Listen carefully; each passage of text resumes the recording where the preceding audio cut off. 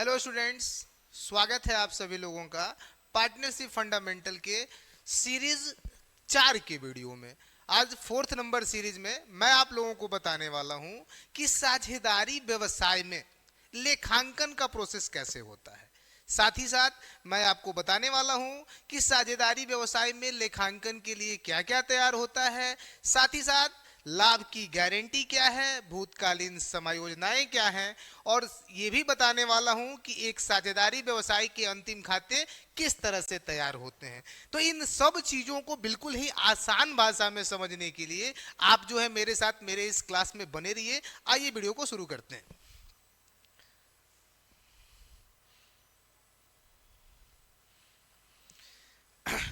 तो मेरे प्यारे विद्यार्थियों, सबसे पहले जो है मैं आपको बताने वाला हूं कि साझेदारी फर्म जो होता है उससे संबंधित कौन कौन से लेखे फंडामेंटल यानी कि बेसिक आधारभूत अवधारणा वाले चैप्टर में हम लोगों को पढ़ने हैं। तो मैं बता दूं कि सबसे पहले इसमें आप लोगों को बनाना होगा बाबू, सबसे पहले आप लोगों को इसमें बनाना होगा वो है लाभ हानि नियोजन खाता। लाभ हानि नियोजन या विनियोजन खाता, जिसको अंग्रेजी में हम लोग profit and loss appropriation account कहते हैं। सबसे पहले हम लोगों को ये बनाना होता है। दूसरा हमको बनाना होता है साझेदारों के पूंजी खाते यानी कि पार्टनर्स कैपिटल अकाउंट। तीसरा हम लोगों को बनाना होता है, समझना होता है नए साझेदार को लाभ की guarantee, guarantee of profit to a new partner. और सबसे अंत में जानना होता है भूतकालीन समायोजनाएं यानी कि पास्ट एडजस्टमेंट्स। अब इन चीजों को, इन सभी जो लेखांकन करने की जो प्रक्रिया है, जो लेखांकन में किए जाने वाले चरण हैं, इनको स्टेप बाय स्टेप मैं आप लोगों को बताने वाला हूं इस वीडियो में, इस क्लास में। जिसमें सबसे पहले मैं आपको बताने वाला हूं बाबू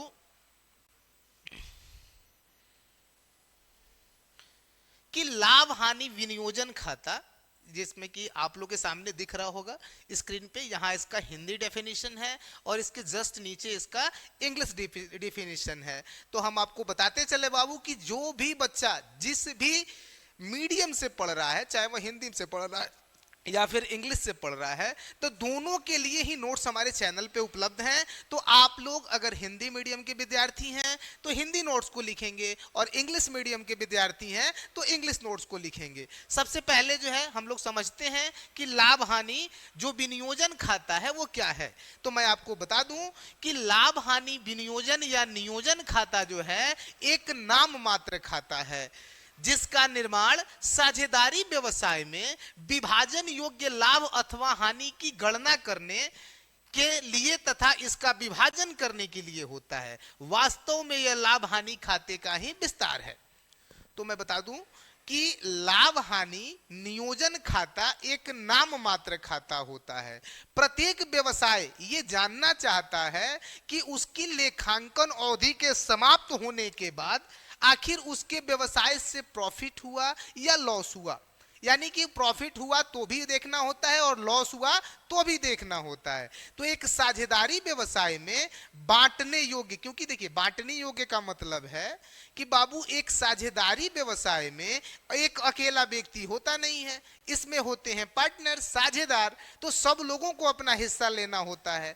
अतः विभाजन योग्य लाभ या हानि की गणना करने के लिए सबसे पहले साझेदारी व्यवसाय में हम लोग तैयार करते हैं वो है लाभ हानि नियोजन खाता, profit and loss appropriation account, जो हमें बता देता है कि एक लेखांकन अवधि से हमारे व्यवसाय को प्रॉफिट हुआ है कि लॉस हुआ है, यानी जो साझेदारों के बीच बांटा जाना है वह प्रॉफिट है कि लॉस है। तो इसके जानकारी के लिए, इसको कैलकुलेट करने के लिए हम लोग सबसे पहले बनाते हैं लाभ हानि नियोजन खाता। इसका इंग्लिश डेफिनेशन यहां है, हिंदी वाले अगर स्क्रीनशॉट लेना चाहें तो यहां से ले सकते हैं, और यदि इंग्लिश वाले लोग लेना चाहें तो वे लोग यहां से ले सकते हैं।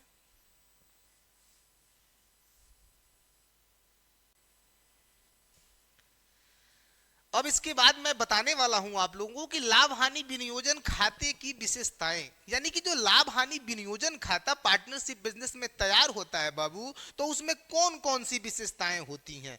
तो देखिए यहां पे दिख रहा होगा आप लोगों को कि सबसे पहली जो इसकी विशेषता है कि it is extension of profit and loss account, यानी कि ये जो होता है वह लाभ हानि खाते का ही विस्तार होता है। यानी लाभ हानि खाता जो प्रॉफिट या लॉस छोड़ता है उसी के आधार पे, उसी को आधार मानकर इसको तैयार किया जाता है।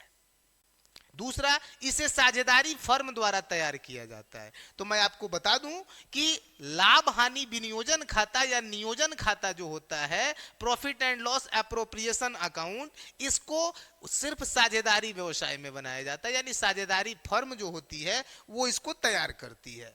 तीसरा जो है, यह एक it is a nominal account, यह एक नाम मात्र खाता है, यानी कि लाभ हानि नियोजन खाता एक नाम मात्र खाता है। यह खाता लेखांकन वर्ष में शुद्ध लाभ के बंटवारे को प्रदर्शित करता है, यानी कि यह खाता हमें बताता है कि किसी एक लेखांकन वर्ष में साझेदारों के बीच में लाभ हानि का विभाजन किस प्रकार से किया जा रहा है, इस बात को बताता है लाभ हानि विनियोजन खाता या नियोजन खाता।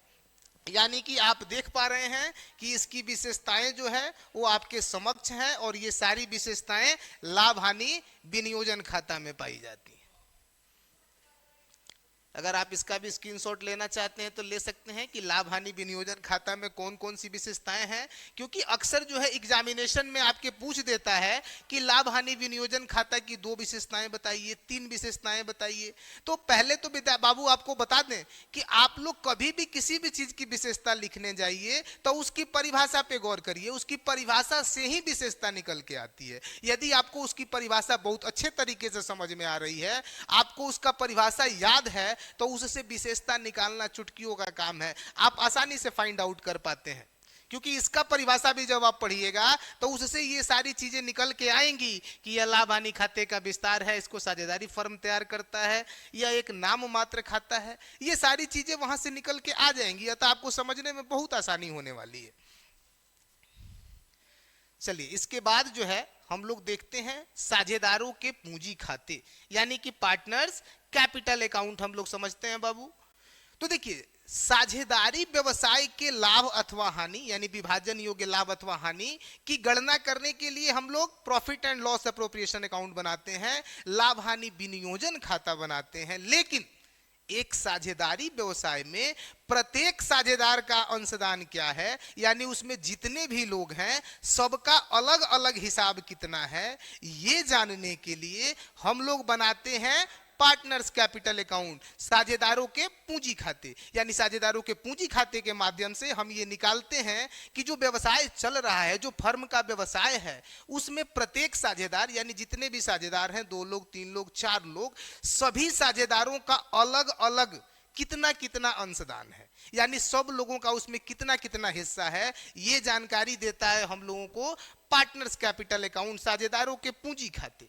साझेदारी व्यवसाय में लाभ हानि नियोजन खाता तैयार करने के बाद साझेदारों के पूंजी खाते तैयार किए जाते हैं, जिसमें कि व्यवसाय में सभी साझेदारों का अंशदान या हिस्सा अलग अलग ज्ञात किया जा सके।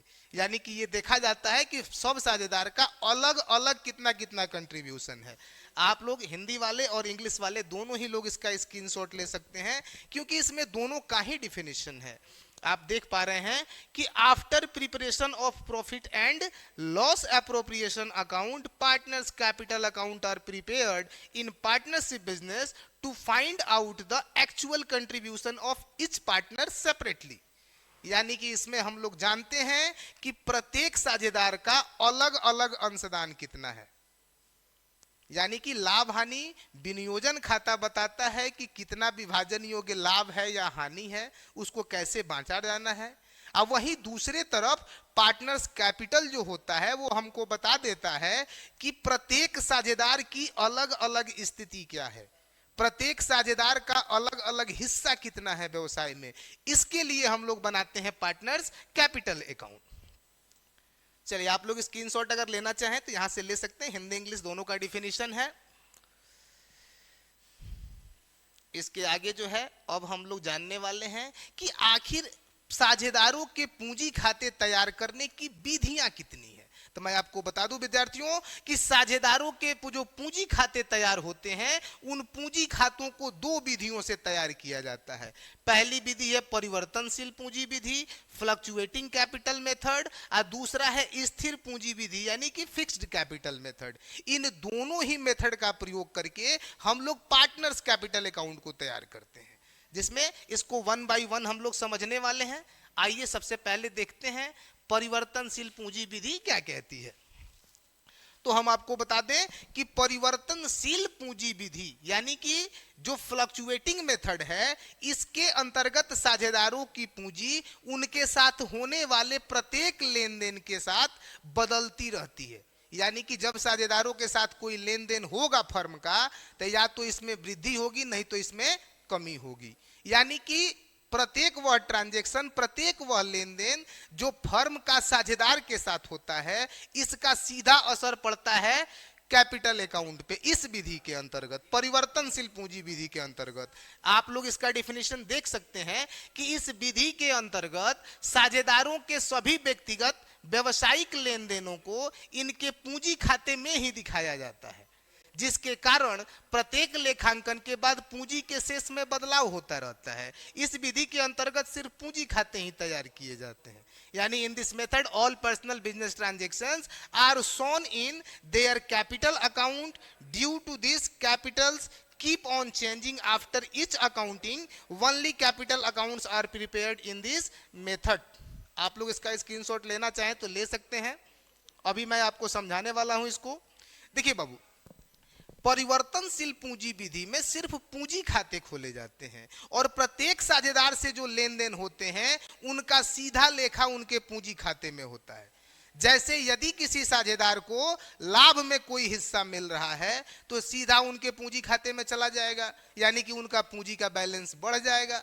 यदि किसी साझेदार ने कोई ड्राइंग किया है, कोई आहरण किया हुआ है, तो उसको भी सीधा उनके पूंजी खाते में डाल देंगे, जिससे कि उनके पूंजी का शेष घट जाएगा।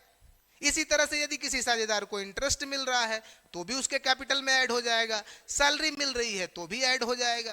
तो इस तरह से प्रत्येक साझेदार के साथ जो भी लेन देन होता है उन लेन देनों को हम सीधा इस माध्यम से पूंजी खाते में डालते हैं, जिस वजह से उनकी पूंजी हमेशा बदलती रहती है, बढ़ती घटती रहती है।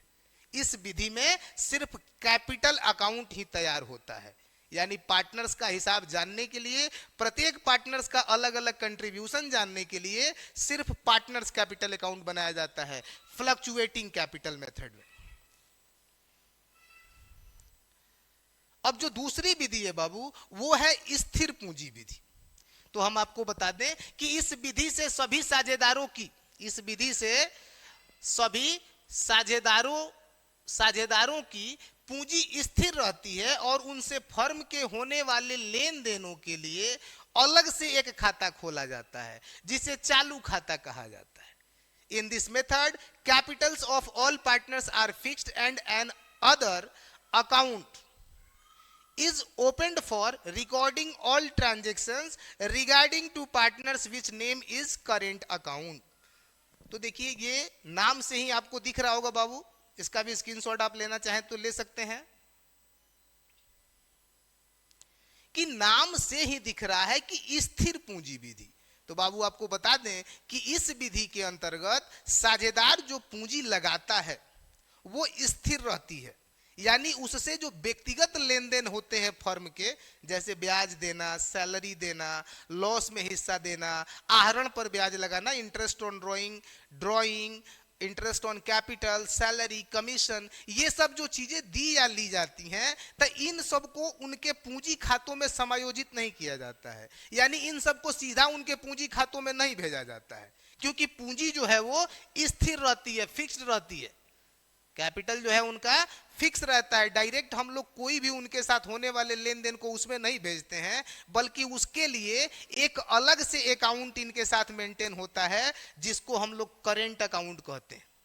यानी कि उनके सभी लेन देनों को हम लोग इनके चालू खाते के माध्यम से एडजस्ट करते हैं और इनके पूंजी के शेष में बदलाव नहीं करते हैं। यानी कि इस विधि के अंतर्गत, स्थिर पूंजी विधि के अंतर्गत साझेदारों का पूंजी जब मेंटेन होता है तो दो ठो खाते तैयार करने पड़ते हैं, एक चालू खाता यानी करेंट अकाउंट और दूसरा जो है वो पूंजी खाता यानी कि कैपिटल अकाउंट। सबका फॉर्मेट, सबका स्पेसिमेन मैं आगे आप लोगों को बताने वाला हूं, समझाने वाला हूं। लाभ हानि नियोजन खाता में क्या क्या चीजें दिखाई जाएंगी, कैपिटल अकाउंट्स में क्या क्या दिखाई जाएंगी, कैपिटल्स के दोनों विधियों से कैपिटल्स अकाउंट कैसे मेंटेन होगा, ये सब मैं आपको बताने वाला हूं। बिल्कुल आप मेरे साथ मेरे इस वीडियो में बने रहिए, मेरे इस क्लास में बने रहिए, मेरे इस सीरीज में बने रहिए। आपको कहीं से भी कोई प्रॉब्लम नहीं होने वाली है। पूरे ही सिलेबस को बिल्कुल ही आसान भाषा में आपके सामने प्रस्तुत करने का प्रयास मैं जरूर करूंगा।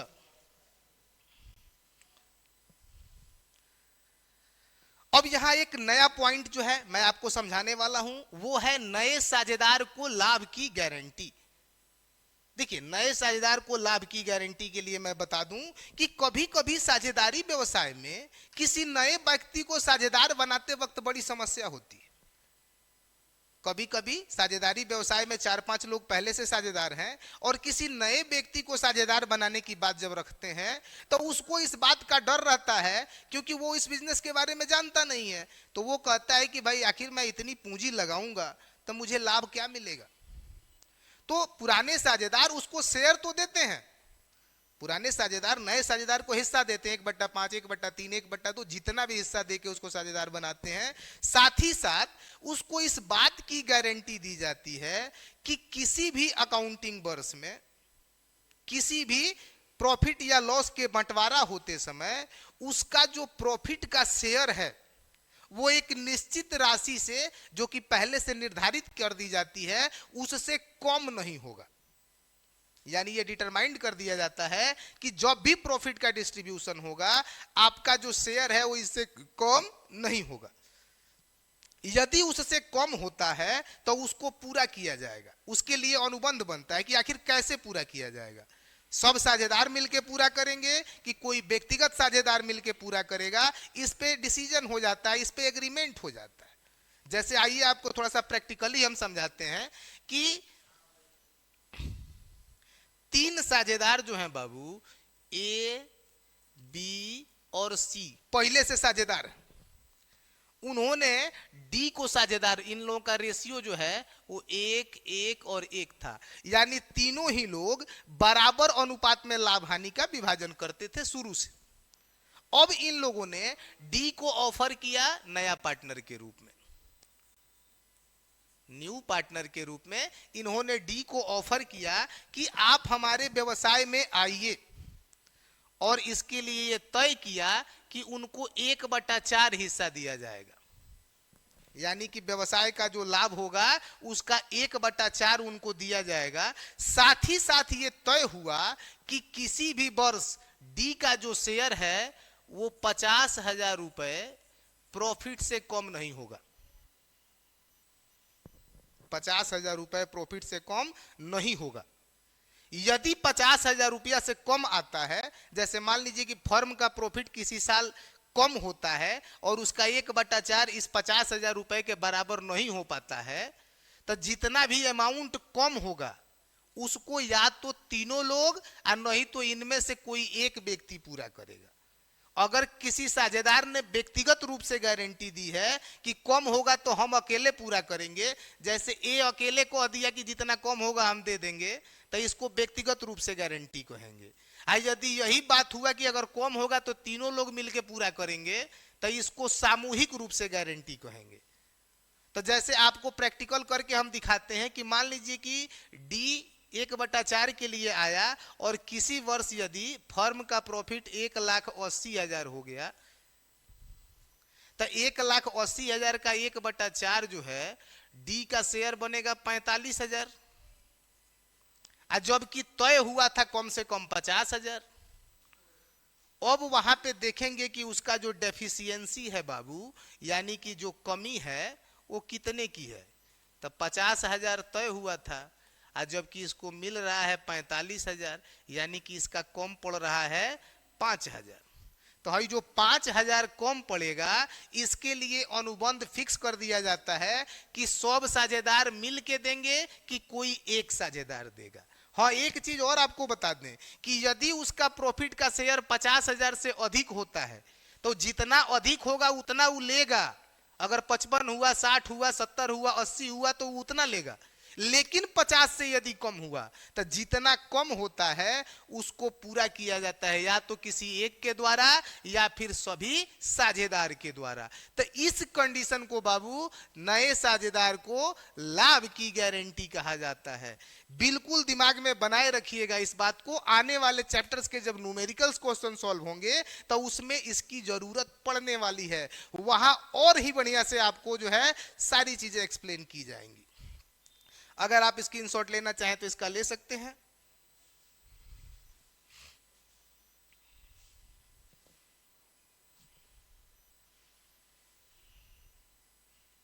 अब देखिए, अब हमारे सामने है एक नया टॉपिक, भूतकालीन समायोजनाएं। देखिए भूतकालीन समायोजनाएं क्या है, पास्ट एडजस्टमेंट्स क्या है। तो मैं आपको बता दूं कि पहले अगर आप स्क्रीनशॉट लेना चाहें तो ले सकते हैं। आप अपने नोट्स के लिए स्क्रीनशॉट ले सकते हैं ताकि इससे नोट्स बना सकें। अब मैं आपको समझाने वाला हूं कि भूतकालीन समायोजनाएं क्या है। तो देखिए बाबू, कभी कभी होता क्या है कि जब अंतिम खाते तैयार होते हैं, यानी कि जब प्रॉफिट एंड लॉस एप्रोप्रिएशन तैयार होगा, पार्टनर्स कैपिटल तैयार होगा या फिर फाइनल अकाउंट्स तैयार होंगे, तो उस समय होता क्या है कि कुछ गलतियां हो जाती हैं, यानी कि कुछ चीजें नहीं चाहते हुए भी छूट जाती हैं। जैसे कि साझेदारी संलेख में अगर कोई अनुबंध है, गलती से वो छूट जाए, चाहे साझेदारी संलेख में कोई अनुबंध नहीं है उसको पालन कर लिया जाए, तो इन दोनों ही कंडीशंस में समस्या होती है।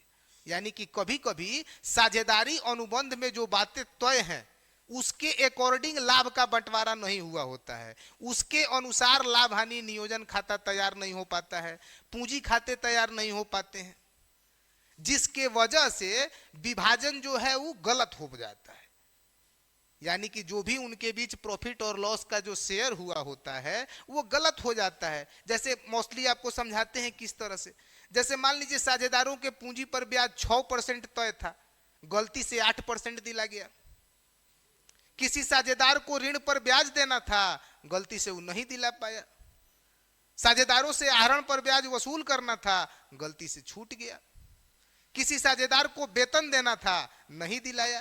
किसी साझेदार को कमीशन नहीं देना था, गलती से दिला गया। तो इस तरह की जो भी समस्याएं होंगी वो हमारी भूतकालीन गलतियां हैं जो अकाउंट बन जाने के बाद पता चलती हैं। तो हम लोग उसको सही तो करेंगे, तो उसको सही करने के लिए यानी कि अंतिम खाते बनाते वक्त जो गलती हो गई है किसी वजह से, चाहे भूलवश, अज्ञानतावश या जानबूझ के कैसे भी गलती हुई है, तो उसको सुधार करने के लिए जो लेखे किए जाते हैं उसको पास्ट एडजस्टमेंट के नाम से किया जाता है, यानी उसको पास्ट एडजस्टमेंट्स कहा जाता है। और इसके लिए सिंगल एंट्री के माध्यम से एक एकल प्रविष्टि करके, एक सिंगल एंट्री करके और जो डिफरेंस होता है उसको मैनेज कर दिया जाता है, ताकि जो है सबकी समस्याएं समाप्त हो जाए, सब पक्ष संतुष्ट हो जाए। तो ये है भूतकालीन समायोजनाएं। आप लोग इसका स्क्रीनशॉट लेके लिख सकते हैं। इसके रिगार्डिंग भी जो प्रश्न आएंगे बाबू, वहां मैं आपको बताऊंगा कि आखिर इसके लेखे कैसे होंगे। बिल्कुल क्रमबद्ध तरीके से मैं जो है आप लोगों को सारे प्रश्नों का सॉल्यूशन भी कराने वाला हूं।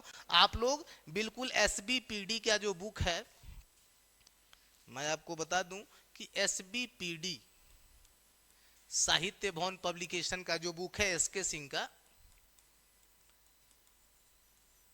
इसके ही पैटर्न पे मैं सारे न्यूमेरिकल्स क्वेश्चन जो है आप लोगों को सॉल्व कराने वाला हूं। सारे प्रश्नों को हल करके आपको देने वाला हूं। हर स्टेप पे हर तरह के प्रश्नों का सॉल्यूशन मेरे इस चैनल पे अपलोड रहेगा।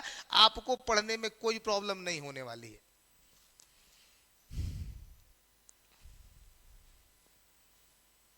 आइए देखते हैं अगला और last topic, theoretical topic of the chapter. इस चैप्टर का सबसे लास्ट जो है थ्योरेटिकल पॉइंट्स होगा। इसके बाद जो है थ्योरी का काम खत्म हो जाने वाला है और यहां से हम लोग जो है अब अकाउंटिंग टर्म में एंट्री कर जाने वाले हैं, आगे की तरफ बढ़ जाने वाले हैं। आइए देखते हैं साझेदारी फर्म के अंतिम खाते। तो इसका भी स्क्रीनशॉट आप लेना चाहें तो पहले ले सकते हैं।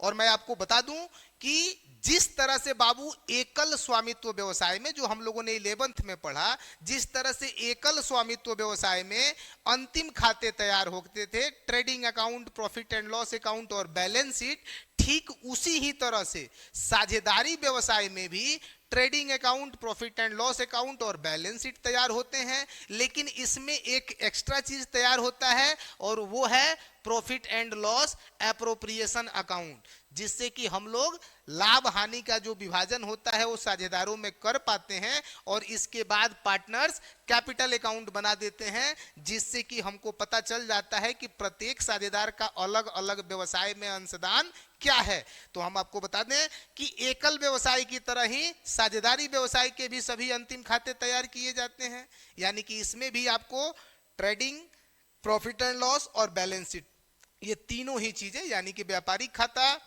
लाभ हानि खाता और बैलेंस शीट तैयार करना पड़ता है। उसके बाद जो है आप लोगों को इसमें मेनली लाभ हानि विनियोजन खाता और पार्टनर्स कैपिटल अकाउंट तैयार करना पड़ता है। तो मैंने अभी तक इस चैप्टर के थ्योरी को पूरे ही डीपली और विधिवत तरीके से बताने का आपको प्रयास किया, पूरे ही विस्तृत रूप से एक्सप्लेन किया।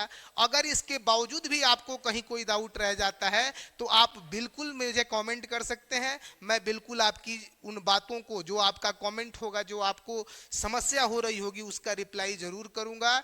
और पूरे ही सीरीज को, पूरे ही पार्टनरशिप फंडामेंटल्स के सॉल्यूशंस के लिए मेरे साथ वीडियो में बने रहिए। आगे मैं हर तरह के प्रश्नों को सॉल्व करके दिखाने वाला हूं, न्यूमेरिकल्स प्रॉब्लम्स, साथ ही साथ ऑब्जेक्टिव्स, सब चीजें मैं करके दिखाने वाला हूं ताकि आपकी पढ़ाई जो है बहुत आसान हो जाए।